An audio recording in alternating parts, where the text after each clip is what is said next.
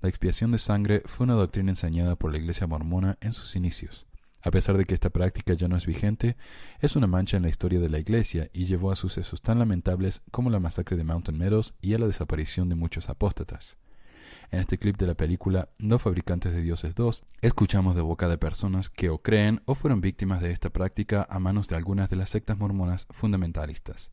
A pesar de mi desagrado por esta película, el clip hace algunos puntos importantes y basados en hechos históricos que puedan comprobarse.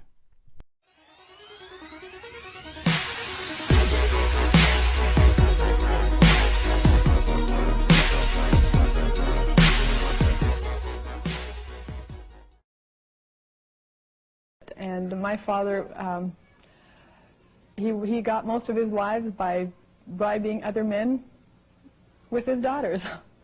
I was one of the ones that refused to fall into that, and I chose my own husband and married and had a very loving relationship for 15 years, and until I lost them through this blood atonement process.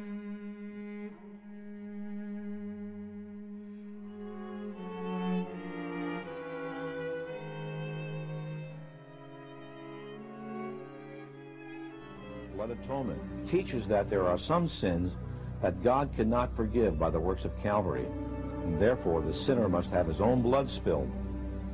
This blasphemous doctrine not only diminishes the power and the purpose of Christ's blood, but glorifies the atoning power of the blood of the Mormon sinner. While steadfastly observed by Mormon fundamentalists, this anti-Christian principle originated with Joseph Smith and was furthered by later Mormon prophets.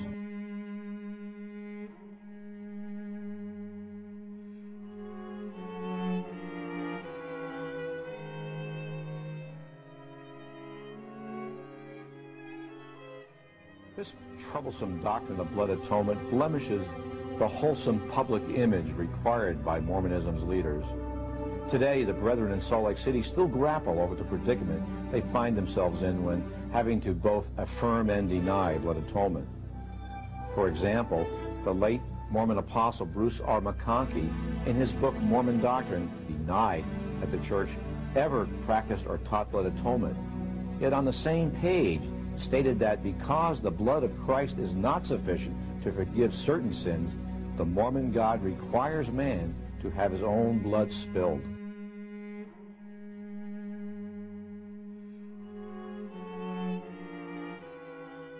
On the 27th of June, we were carrying on our life as usual, and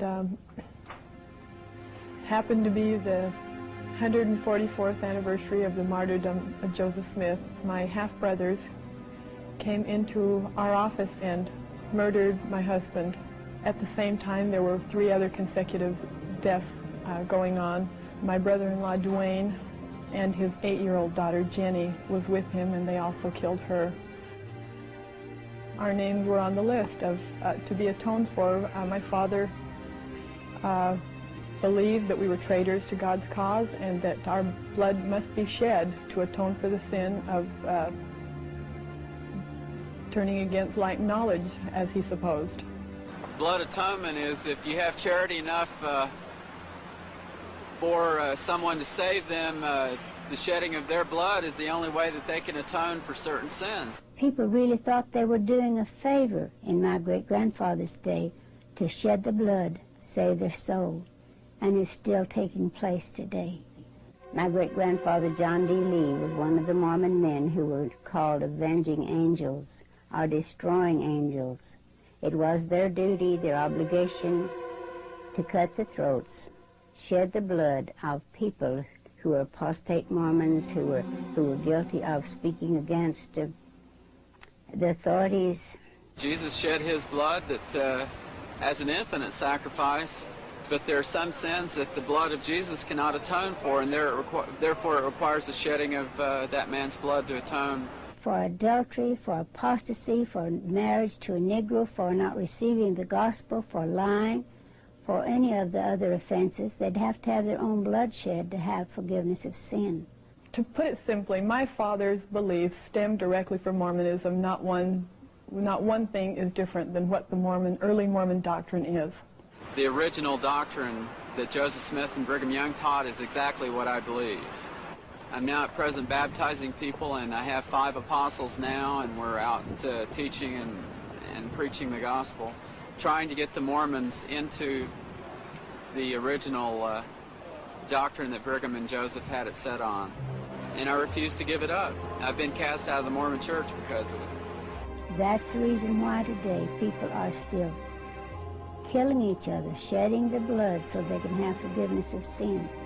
And it comes directly from Joseph Smith and from Brigham Young. There's been 27 murders since 1972. My uncle, my sister, my brother Arthur. My brother committed suicide, which is a direct consequence of all of this. I would just like you to know that if anything happens to me, ever, or to my children, I will personally, I believe the Mormon Church in general will be responsible, because the very doctrine of blood atonement stems from Mormonism.